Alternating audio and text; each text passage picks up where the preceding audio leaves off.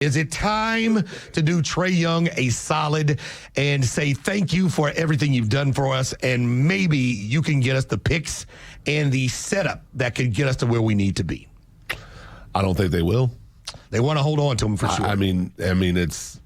Of course, I said they would. I wouldn't have thought they got rid of Luka in Dallas either. But I don't think they will. I mean, I think he's the face of the franchise. But the whispers have already started of discontent, even if it's not coming from him. So if they don't come out and do better next year, and what says that what we're looking at right now, then that whispers are only going to get louder, whether it's coming from him or not. Right? It's going to be out there in the ether. There's going to be stories that he's disgruntled all the time, even if it's not true. You know what I mean? The issue becomes whether he comes out openly and says it or not. I agree with you. The franchise is not going to trade Trae Young. They don't want to. But the problem is, and we've seen this in the NBA, when a guy doesn't want to play, they're going to get traded. It's true. De'Aaron Fox barely whispered, hey, I might want to go to San Antonio. He still had 2 years on his deal. Gone. Jimmy Butler turned into a pouty baby. Gone. We've seen James Harden eat his way out of Houston and then cry his way out of Brooklyn.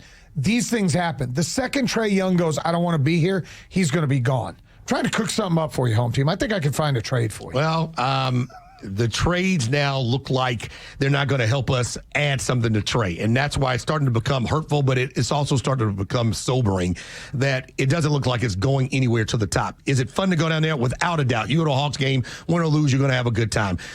Win or lose, you're going to see Trae put on a show. Win or lose, you might see him have a chance to have a buzzer beater or see 10, 12, who knows, 18 assists in a game. That being said, you're now repeatedly a play-in tournament team. You aren't a top 6 team. You aren't climbing the ladder anymore. And outside of the one run where we made it to the Eastern Conference Finals, and unfortunately Trae got hurt at the end of the series against the Bucks, there's been no movement forward. I got a trade for you.